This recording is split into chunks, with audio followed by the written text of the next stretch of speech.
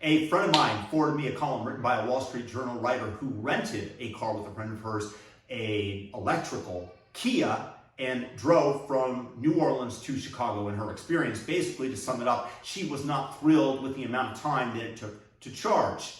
And with the cost savings in terms of electricity versus gas that they ended up spending, it wasn't worth the savings, she states. I'm going to present to you my own experience with driving a Tesla Model X across the United States to Canada from Las Vegas to Toronto and back.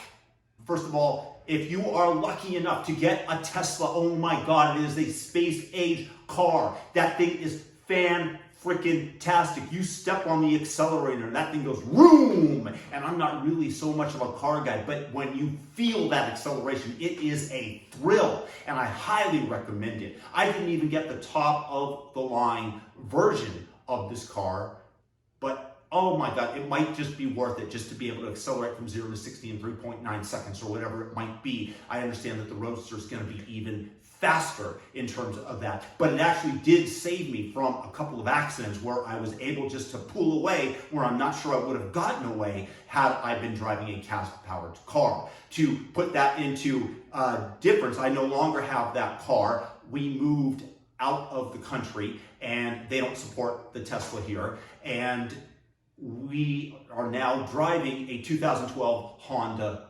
Odyssey.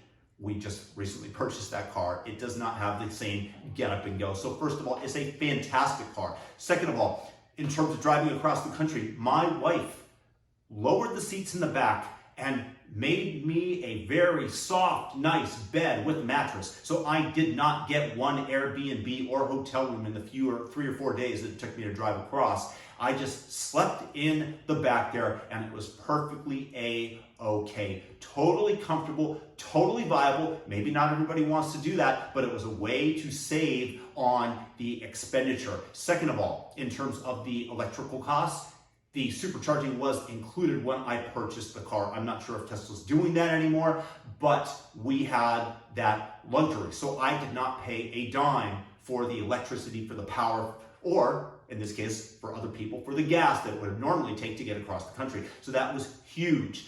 The supercharging stations, the woman in the column, as I mentioned, complained about the electrical charging. I had no troubles with the Tesla. First of all, the most that I think that it ever took was like an hour and 10 minutes, I think, when I was really low to go to near 100%. I don't even know if it was that long. I'm just overestimating. Generally, it was about 40 minutes at a station, which is more than enough time after 3 to 4.5 hours on the road, which is about all I can really stomach to be on the road for that consecutive amount of time.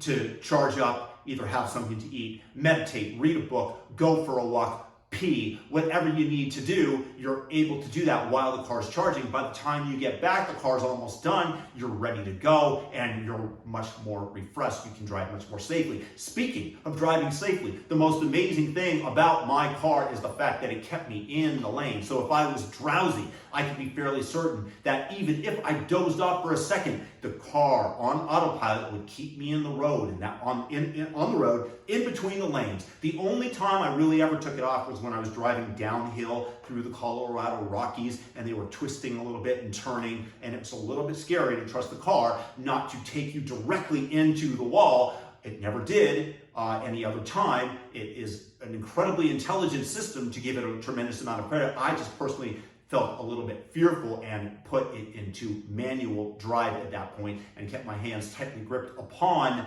the steering wheel. It was a fantastic experience overall. In terms of, some people might tell you that when you drive across country, you can never be sure how far you're going to go. And Tesla will actually warn you if you're in danger of not making the next supercharging station, and will tell you to slow down. During the cold, driving back from Toronto to Vegas, driving through Colorado, there were snow flurries because it was the beginning of winter. And I pulled over much more readily to a supercharging station because I did not want to test, because yes, you do lose more energy when you're driving in cold weather.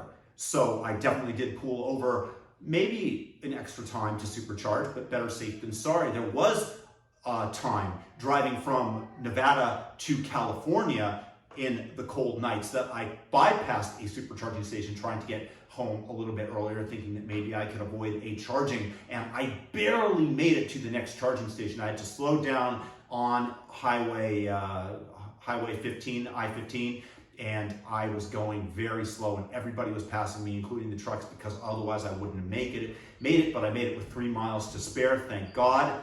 And that was that. Also, going to Utah, I was warned that I'd better slow down if you want to make the next supercharging station. And the last thing you want in that case is to be caught out, because you're going to have to definitely pay somebody to tow your car, have Tesla come, and who knows how long that is going to take, especially when you're out in the middle of nowhere. So it is a little bit more precarious if you're not diligent and careful as compared to a gasoline powered car. But overall, it was so worth it, just to have the autopilot, to be able to drive through the world, just barely, you're paying attention to the road, but autopilot enables you to reach over and grab something if you need something, or to look through your phone, not that I'm recommending it, if you need to, and reset whatever audio podcast you might be listening to. I listened to Jordan Peterson's 12 Rules for Life when crossing from Las Vegas to Toronto, and that was just great. I was just listening to that the whole way through, so I was getting wiser while I was driving. And overall, I would rate the experience a 10 out of 10. I don't know of any other car I would rather have on the road.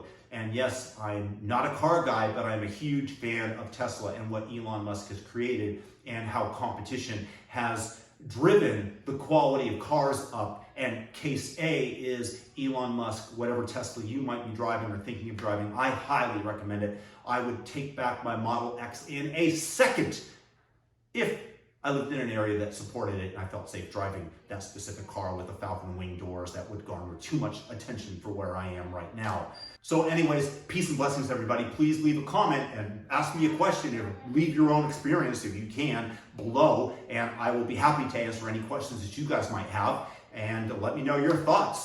Just wanted to relate my experience and compare it to the Wall Street Journal's reporter as she went across the country, and this column has obviously garnered a decent amount of attention, and my experience was very different, especially because the Tesla superchargers are so freaking good and spaced out so well, and the investment that Elon Musk made in them was just fabulous.